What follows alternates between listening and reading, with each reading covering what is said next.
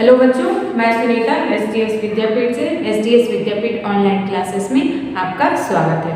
तो बच्चों, आज आपके 5th स्टैंडर्ड में और साइंस के सब्जेक्ट में हम जानेंगे चैप्टर नंबर 3 के बारे में। तो आप लोग इसे ध्यान से देखिएगा और इस चैप्टर की दी गई जानकारियों को अच्छे से समझिएगा। चलिए शुरुआत करते हैं। चैप्टर नंबर 3 जो है प्राणियों में श्वसन, रेस्पिरेशन इन एनिमल्स।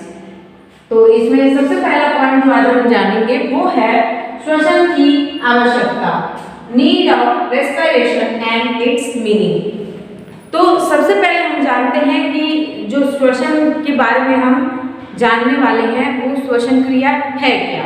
आपको पता है मनुष्य को जीवित रहने के लिए श्वसन क्रिया बहुत आवश्यक होती है।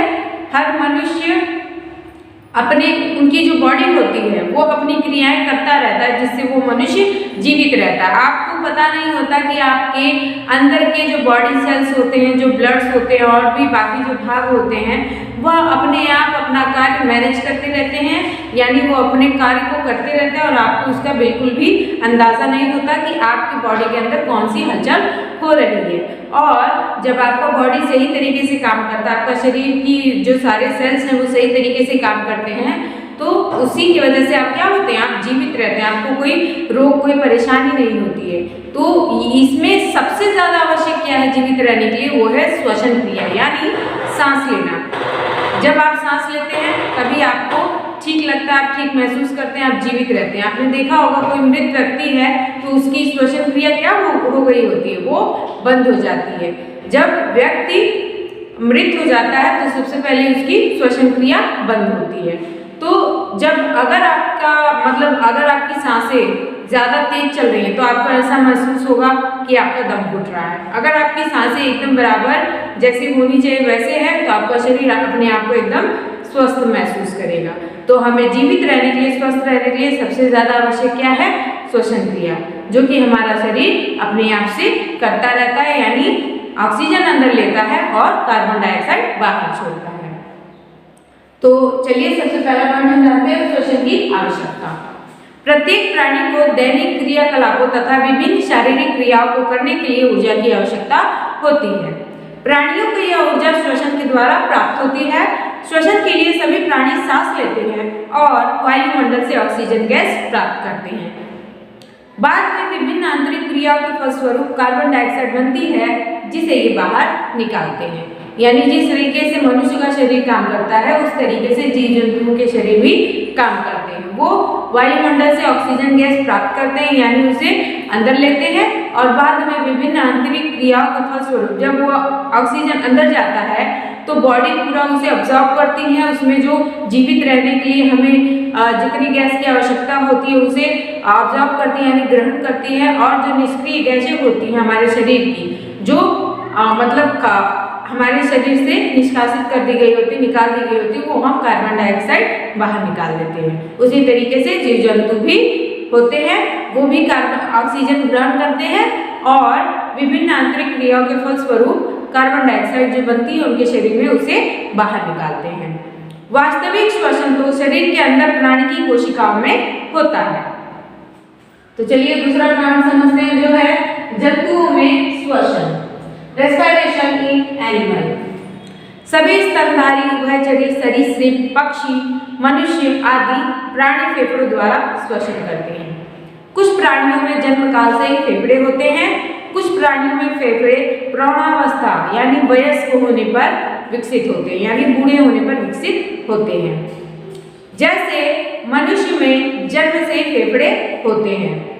मेंढक के अंडों से निकले नवजात शिशु जिसे हम टेडपोल कहते हैं, जो मेंढक के बच्चे होते हैं हम उसे क्या कहते हैं, टेडपोल, में श्वसन गलफड़ों यानी गिल्स द्वारा होता है। उनके श्वसन क्रिया किससे होती है, गलफड़ों से, यानी गिल्स जिसे हम कहते हैं, टेडपोल के गिल्स द्वारा श्वसन क्रिया होती है।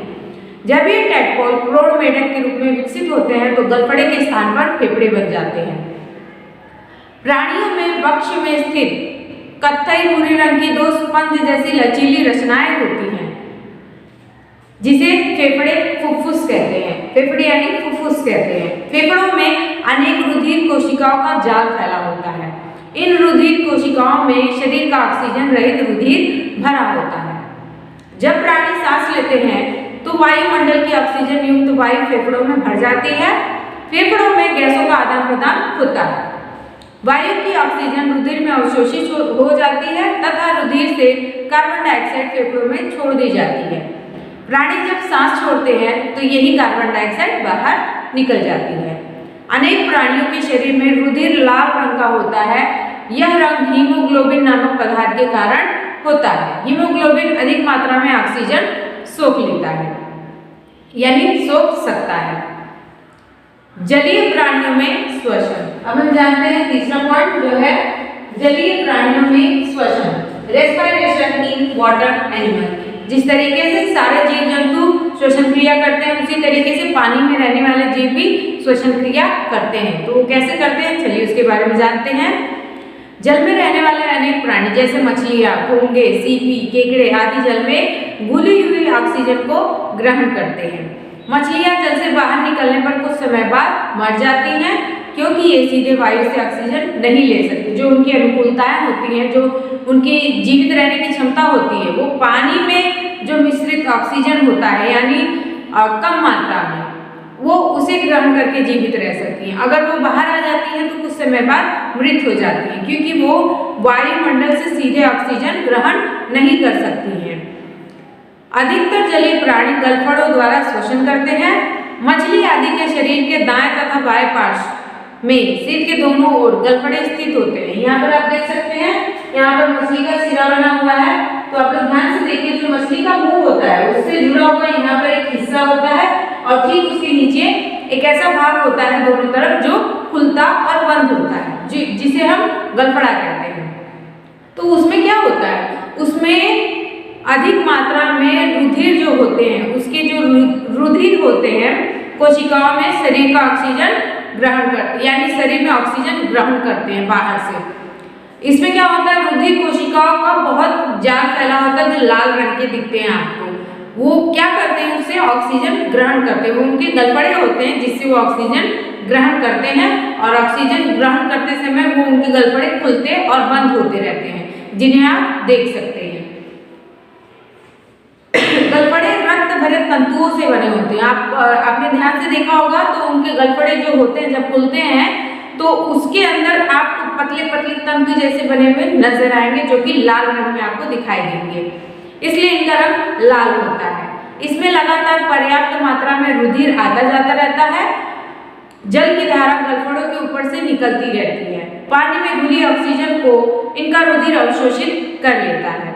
ऑक्सीजन रुधिर द्वारा संपूर्ण शरीर में पहुंच जाती है। इसी समय गलफड़े कार्बन डाइऑक्साइड जल में छोड़ यानी निकाल देते हैं।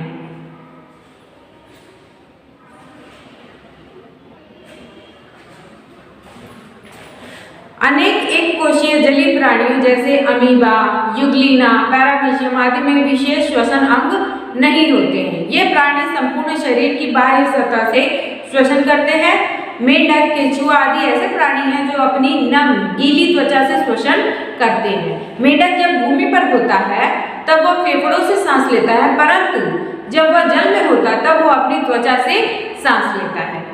यहाँ पर आप देख रहे होंगे, यहाँ पर अमीबा और पैरामीशियम का आपको यहाँ पर आकृति बनाकर दिखाया गया है।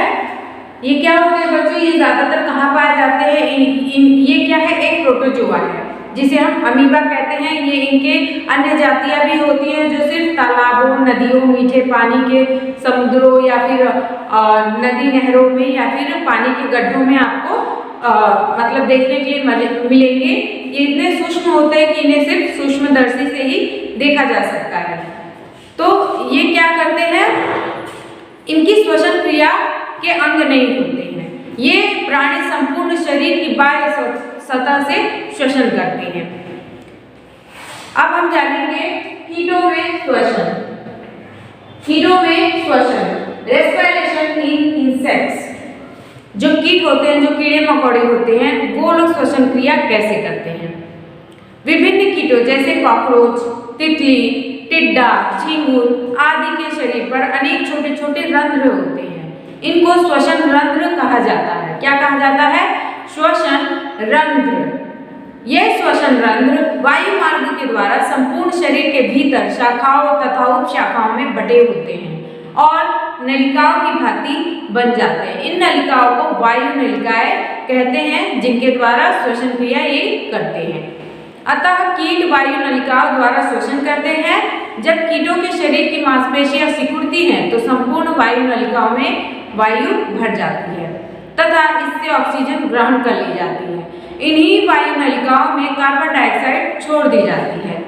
पेशियों के फैलने पर एकत्रित कार्बन डाइऑक्साइड बाहर निकल जाती है।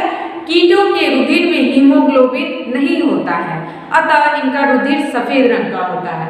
जो कीड़े मकोड़े होते हैं, इनकी नलिकाओं में जो इनकी नसें होती हैं, इसमें लाल रंग का रक्त नहीं होता है। जो हमारा रक्त होता है उसे हम क्या कहते हैं? हीमोग्लोबिन कहते हैं। उसी के स्तर के अनुसार हम जान सकते हैं कि हमारे शरीर में कितनी मात्रा में रक्त मौजूद है।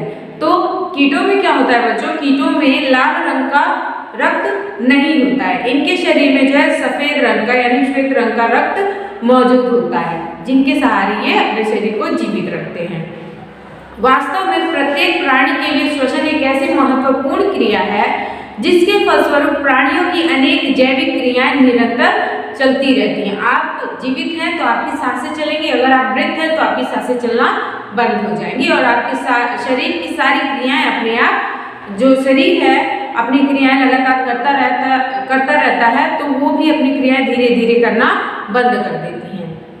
तो चलिए इस पाठ में सीखे गए कुछ मुख्य बिंदुओं के बारे में जानते हैं कि प्राणियों द्वारा ऑक्सीजन भीतर ग्रहण करने तथा कार्बन डाइऑक्साइड बाहर निकालने की क्रिया को सांस लेना कहा जाता है। वास्तविक श्वसन कोशिकाओं के अंदर होता है, इसी में ऊर्जा उत्पन्न होती है। कुछ प्राणियों के वक्ष में स्थित कत्थई स्लेटेड रंग की दो स्पंज जैसी लचीली रचनाएं ही फेफड़े यानी फुफ्फुस कहलाती हैं।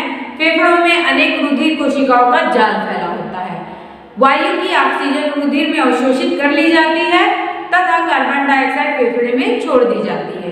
प्राणी जब सांस छोड़ते हैं तो यह कार्बन डाइऑक्साइड बाहर निकल जाती है। जल में रहने वाले अनेक प्राणी जल में घुली हुई ऑक्सीजन द्वारा सांस ग्रहण करते हैं। अधिकतर जलीय प्राणी गलफड़ों यानी ग्रिल्स द्वारा श्वसन करते हैं, जैसे कि मेंढक का बच्चा टैडपोल। अनेक एक कोशीय जलीय प्राणियों में विशेष श्वसन अंग नहीं होते हैं। ये प्राणी संपूर्ण शरीर के बाह्य स्तर से श्वसन करते हैं। ये कौन है? ये एक कोशीय प्राणी है जो अब इनके श्वसन के लिए कोई एक मुख्य अंग नहीं होता है। ये अपने शरीर की बाहरी जो परत होती है, अपने शरीर के सारी बाहरी परत के जरिए जो है श्वसन क्रिया अपनी पूरी करते हैं। मेंढक, केंचुआ आदि ऐसे प्राणी हैं जो अपनी नम यानी गीली त्वचा से श्वसन करते हैं। अनेक जंतुओं के रुधिर का रंग लाल होता है। लाल रंग हीमोग्लोबिन के कारण होता है। यह अधिक मात्रा में ऑक्सीजन सोख सकता है। विभिन्न कीटों के शरीर पर अनेक छोटे छोटे रंध्र होते हैं, जिनको श्वसन रंध्र कहा जाता है। कीट वायु नलिकाओं द्वारा श्वसन करते हैं। तो बच्चों आज के चैप्टर में बस इतना ही। उम्मीद है आप लोगों को इससे श्वसन क्रिया के बारे में बहुत सारी जानकारियाँ मिली होंगी। आप लोग इसे अच्छे से पढ़ेंगे और समझेंगे। मिलते हैं अगले वीडियो में। धन्यवाद।